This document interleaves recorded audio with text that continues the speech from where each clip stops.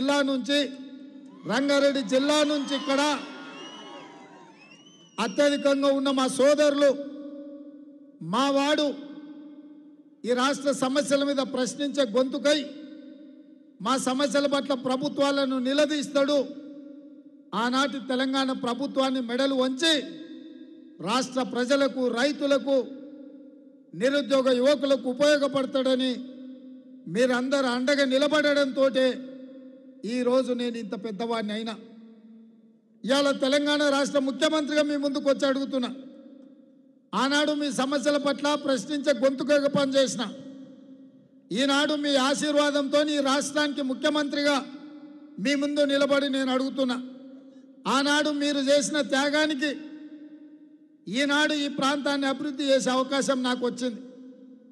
ఇవాళ మూసీ సమస్య కావచ్చు, మెట్రో రైల్ సమస్య కావచ్చు, 118 జీవో సమస్య కావచ్చు, మీ ఇళ్ల పట్టాల విషయం కావచ్చు, ఈ ప్రాంతంలో తాగునీటి సమస్య కావచ్చు, డ్రైనేజీ సమస్య కావచ్చు, పైనుంచి మహేశ్వరం నుంచి వస్తున్న వర్షాలు వస్తే వరద నీళ్లు మీ కాలనీలను మీ ఇండ్లను కప్పేసి మురికి నీరు మీ ఇండ్లు నిండుతుంటే ఈ సమస్యలన్నిటిని పరిష్కరించాల్సిన బాధ్యత ఉన్నది. మరి దురదృష్టవశాత్తు మొన్నటి శాసనసభ ఎన్నికల్లో మల్కాజ్గిరి పార్లమెంట్లో ఏ ఒక్కరు కూడా ఎమ్మెల్యేగా గెలవకపోవడం, ఈనాడు నా దృష్టికి సమస్యలు తీసుకొచ్చే శాసనసభ్యులు లేరు ఈ ప్రాంతంలో. అందుకే మీకందరికీ కాంగ్రెస్ పార్టీ తరఫున ముఖ్యమంత్రిగా విజ్ఞప్తి చేస్తున్నా. సోదరిమణి సునీత మహేందర్ రెడ్డి గారిని మీ ప్రాంత ఎంపీగా గెలిపించండి. రోజుకు 18 గంటలు మీ మధ్యలో ఉండి మీ సమస్యలు తెలుసుకొని రాష్ట్ర ప్రభుత్వం తరఫున మీ సమస్యల్ని పరిష్కరించే బాధ్యత తీసుకుంటుంది. సునీత మహేందర్ రెడ్డి గారికి మీరు ఓటేస్తే సునీతమ్మ ఎంపీగా, మహేందర్ రెడ్డి గారు ఎమ్మెల్సీగా, చీఫ్ విప్గా వారు కూడా మీకు తోడుగా ఉండి ఒక్క ఓటేస్తే ఇద్దరు మీకు సేవ చేయడానికి మీకు అందుబాటులో ఉంటారు. మహేందర్ రెడ్డి గారి గురించి నేను చెప్పాల్సిన పని లేదు. ఎమ్మెల్యేగా, మంత్రిగా, ఈ ఉమ్మడి రంగారెడ్డి జిల్లా పార్టీ అధ్యక్షుడిగా 35 సంవత్సరాలు మీ సమస్యలు తెలిసిన వాడిగా మీకోసం కొట్లాడుతూనే ఉన్నాడు. మీ సమస్యల పరిష్కారం కోసం పనిచేస్తూనే ఉన్నాడు. అట్లాంటి మహేందర్ రెడ్డి గారికి ఎల్బీ నగర్ సందు తెలుసు, ప్రతి సందులో ఉన్న కుటుంబాలు తెలుసు. నాకైతే సగం చుట్టాలు ఇక్కడనే ఉంటారు. ఊరికి పోయి పండుగ చేసుకుందామంటే ఊరికంటే ఎల్బీ నగర్కి వస్తేనే ఎక్కువ మంది చుట్టాలు ఇక్కడ కలుస్తారు. ఇవాళ అందుకే మా బంధువులందరినీ, మా మిత్రులను అడుగుతున్నా. ఆనాడు నన్ను ఎట్లయితే ఆశీర్వదించి 29,000 మెజార్టీ ఇచ్చిండ్రో, ఈనాడు కూడా సునీతమ్మని అట్లనే ఆశీర్వదించి 30,000 మెజార్టీ ఎల్బీ నగర్ నుంచి మీరు ఇవ్వండి. తప్పకుండా మల్కాజ్గిరి పార్లమెంటు నుంచి ఎంపీగా ఎన్నికై రేపు కేంద్రంలో మన ప్రభుత్వం వస్తుంది, మన సమస్యల పరిష్కారం కోసం పనిచేస్తుంది.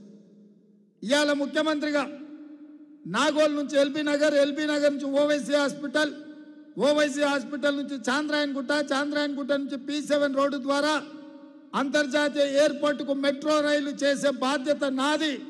ఇవాళ ఎల్బీ నగర్ నుంచి హయత్ నగర్కు మెట్రో రైలు విస్తరించే బాధ్యత నాది. ఇవాళ ఎప్పుడు వర్షాలు వచ్చినా టీవీలో చూస్తుండాలి. ఎల్బీ నగర్లో మూసీలో కొట్టుకుపోయిన వాళ్ళు, కారు పోయింది లేకపోతే మనిషి పోయిండు అని మనం ఎప్పుడు వార్తలు చూస్తుంటాం. ఈ సమస్యకు పరిష్కారం చూపించాలి, ఈ సమస్యను పరిష్కరించాలి అంటే మీరు సునీతమ్మను ఆశీర్వదించాలి. ఇక ఎన్నికల బరిలో ఉన్న భారతీయ జనతా పార్టీ, నేను ఒక్క మాట గుర్తు చేయదలుచుకున్నా.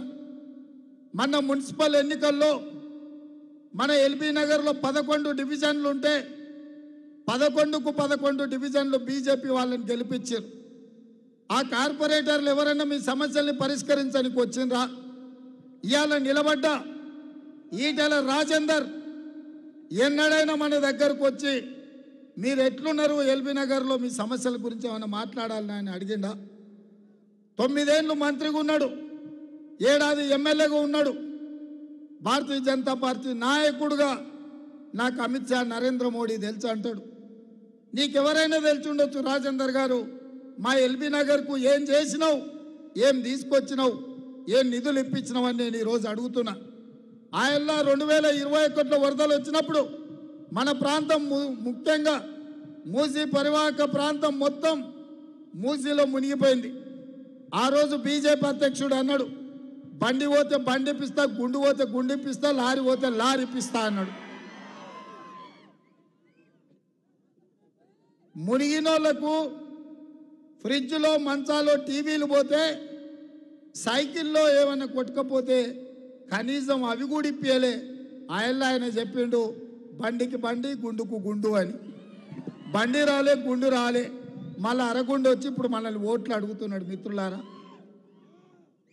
కిషన్ రెడ్డి గారు కేంద్ర మంత్రిగా ఉన్నాడు, కానీ మనకు నయా పైసా తీసుకురాలి. కాబట్టి ఇవాళ ఓట్లు వేపించుకుంటే మోడీ మళ్ళీ గుజరాత్కే నిధులు తీసుకుపోతాడు. తిరిగి మోడీ అధికారంలోకి వస్తే మన ప్రాంతానికి పదవులు ఇవ్వడు, మన ప్రాంతానికి పరిశ్రమలు ఇవ్వడు, మన ప్రాంతానికి పెట్టుబడులను రానివ్వడు. తెలంగాణను నిండా ముంచే వ్యక్తిగా నరేంద్ర మోడీ గారు తయారవుతారు.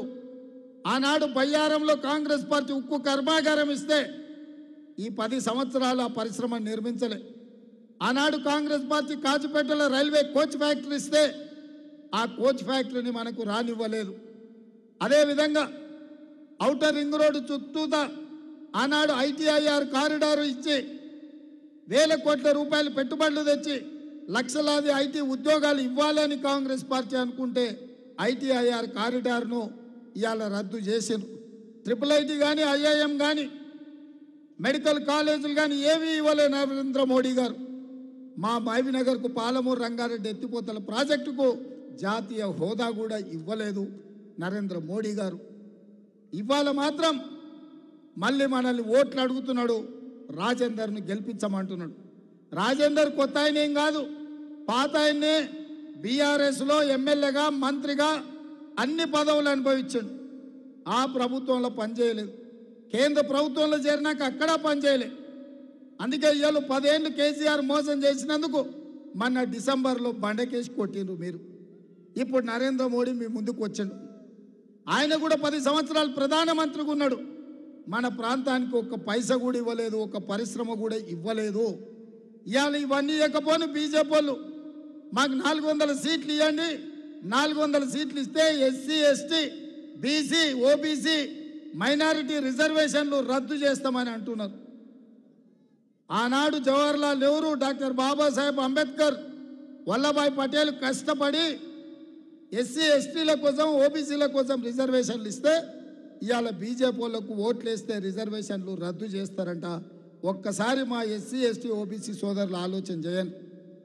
మీ అభివృద్ధి కోసం, మీ అభ్యున్నతి కోసం కాంగ్రెస్ పార్టీ రిజర్వేషన్లను ఇవాళ బీజేపీ వాళ్ళు రద్దు చేస్తామంటున్నారు. రేపు నరేంద్ర మోడీ 30 తారీఖు నాడు వస్తాడంట. మా రిజర్వేషన్లు ఎందుకు రద్దు చేస్తావో జవాబు చెప్పి నువ్వు తెలంగాణకు రావాలి.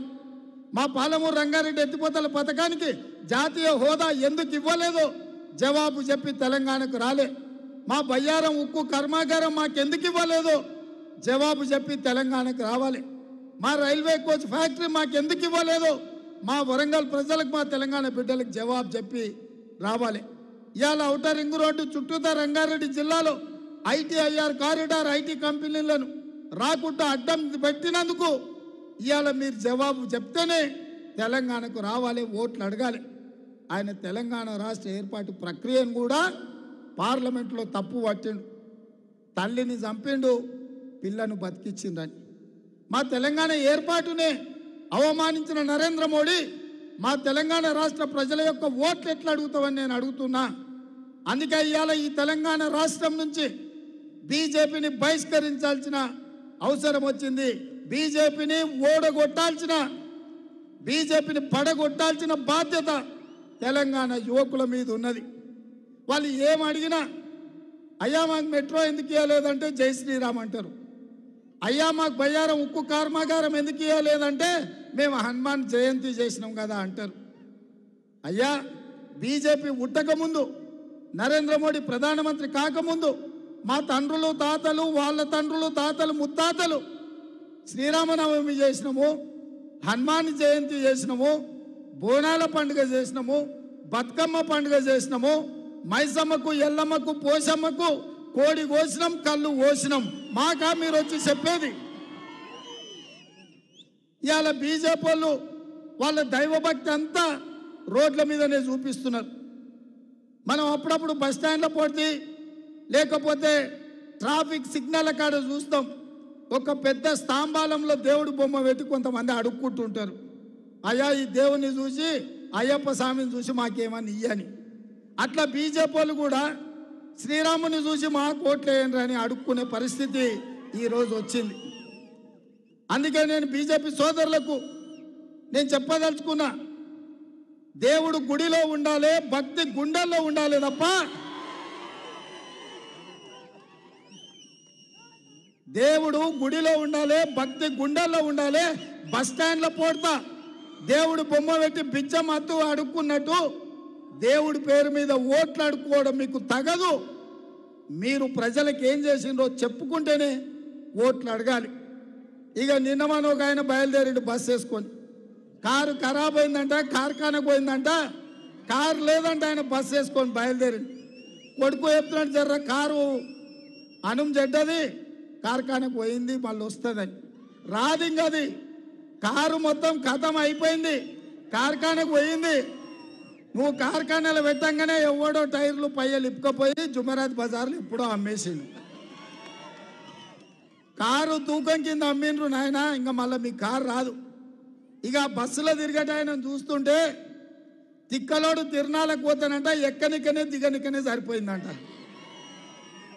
చంద్రశేఖరరావు బస్సులో తిరుగుతుంటే నిన్న మన మహబూబ్నగర్ పోయిండు, ఆ నుంచి నాగర్ కర్నూలు పోయిండు, గంతకంటే ముందు పక్కనే సూర్యాపేట పోయిండు, మిర్యాలగూడెం పోయిండు, మన భువనగిరి వచ్చాడు.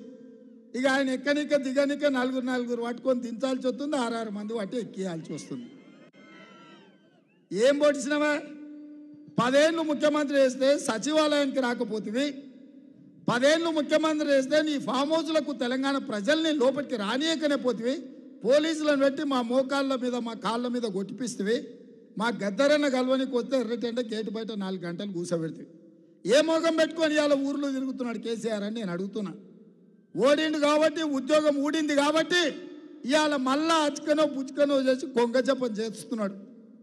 మీరు ఎక్కడైనా చూడండి, చెరువులలో ఒంటికాల మీద కళ్ళు మూసుకొని ఉంటుంది, ఎందుకంటే కొంగ జపం చేస్తుందని చేప పిల్లలు వస్తే కానీ లటక్కని మింగుదామని.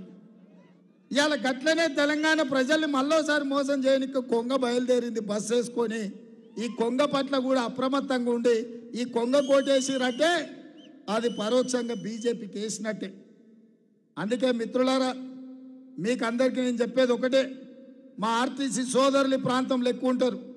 ఆనాడు ఆర్టీసీ దివాలా తీసింది, మీరు సమ్మె చేస్తే మీ కార్మికులను పొట్టన పెట్టుకున్నాడు కేసీఆర్. కానీ మేము వచ్చినాక ఈడ మా అక్కలు చాలా మంది ఉన్నారు, మా ఆడబిడ్డలకు ఆర్టీసీలో ఉచిత ప్రయాణం ఇచ్చి నెలకు 350 కోట్లు, ఇప్పటికి 1369 కోట్లు ఆర్టీసీకి ప్రభుత్వం నుంచి కట్టినాం. దివాలా నుంచి ఆర్టీసీని బయట పడేసినాం. మా అక్కలు మా ఆడబిడ్డలు అమ్మగారింటికి పోవాలన్నా అత్తగారింటికి పోవాలన్నా ఇంటి ఆయన మీద కోపం వస్తే చెప్ప పెట్టకుండా అమ్మ ఇంటికి పోవాలంటే కూడా చేతుల సిల్లి గవ్వ లేకుండా బస్సు ఎక్కిపోయేటట్టు చేసినాం. యాదగిరి గుట్టకు లేకపోతే భద్రాచలంలో రాముల వారిని దర్శించుకోవాలంటే ఒక్క పైసా పెట్టుబడి పెట్టకుండా దేవుళ్ళను గుళ్ళను దర్శించుకునే పరిస్థితి తెచ్చినాం. అదే కాదు, రాజీవ్ ఆరోగ్యశ్రీ ద్వారా మీకు 10 లక్షల రూపాయలు వైద్యానికి ఉచితంగా ఇచ్చినాం. ఆడబిడ్డలకు 500 రూపాయలకే ఇవాళ సిలిండర్ ఇస్తున్నాం. కేసీఆర్ మోడీ కలిసి 1200 చేస్తే ఇవాళ ఆడబిడ్డలకు 500 రూపాయలకే సిలిండర్ ఇస్తున్నాం. ఇంటూ కరెంటు చూస్తే కరెంటు షాక్ కొట్టినట్టు ఉండే 200 యూనిట్లు పేదోళ్లకు ఉచితంగా కరెంట్ ఇచ్చి ఇవాళ పేదల్ని ఆదుకున్నాం. అదేవిధంగా పేదవాళ్ళకి ఇల్లు కట్టుకోనికే 4,50,000 ఇల్లు 22,500 కోట్లతోటి రాష్ట్రం నలుమూలల ఇందిరమ్మ ఇల్లు పేదోళ్ళకు కట్టుకోనికే 5 లక్షల రూపాయలు ఇవాళ ఉచితంగా ఇస్తున్నాం. 30,000 నిరుద్యోగులకు 3 నెలల ఉద్యోగాలు ఇచ్చినాం. బీసీల జనాభా లెక్క కట్టి వాళ్ళ జనాభా ప్రకారం నిధులు ఇవ్వాలి, వాళ్ళ జనాభా ప్రకారం రిజర్వేషన్లు ఇవ్వాలి అని ఇవాళ బీసీ జనాభా మనం లెక్క కట్టినాం. హైదరాబాద్ నగరానికి కృష్ణా గోదావరి జలాలు తెచ్చి ఈ ప్రాంతంలో తాగునీటి సమస్య తీర్చినాం. మెట్రో రైలు వేసినాం, ఔటర్ రింగ్ రోడ్ కట్టినాం, అంతర్జాతీయ ఎయిర్పోర్ట్ వేసినాం. ఇన్ని చేసిన మనం ఈసారి మన ప్రభుత్వం ఉంది, మన ప్రాంతాన్ని అభివృద్ధి చేసుకోవడానికి పూర్తిగా మనకు అవకాశం ఉంది. అందుకే ఈ ఎన్నికల్లో ఈ పార్లమెంట్లో ఎల్బీ నగర్కి అవసరమైన అభివృద్ధి, హయత్ నగర్ వరకు మెట్రో, మూసి ప్రక్షాళన, వికారాబాద్ నుంచి నేరేడు చేరులో నల్గొండ జిల్లా వరకు మూసిని మొత్తం ప్రక్షాళన చేసి మంచి నీళ్లు బారే విధంగా ప్రాజెక్టును పూర్తి చేసి మీ 118 జీవో పరిష్కారం చేసి మిమ్మల్ని ఆదుకునే బాధ్యత నాది. మరి ఇన్ని పనులు చేసే నేను మిమ్మల్ని ఏం అడుగుతలేను, మనులు అడుగుతలేను, మాణిక్యాలు అడుగుతలేను, మీ ఇంట్లోన ఏమైనా చిన్న చిన్న వజ్ర ముక్కలు ఉంటే అవి కూడా అడుగుతలేను. లేకపోతే హయత్ నగర్, ఈ ఎల్బీ నగర్లో భూముల ధరలు మస్తు పెరిగినాయి, మా రంగన్న దగ్గర పొచ్చాడు ఉన్నాయి, గజం భూమి కూడా అడుగుతలేను. నేను ఏమడుగుతున్నా మిమ్మల్ని, ఏమడుగుతున్నా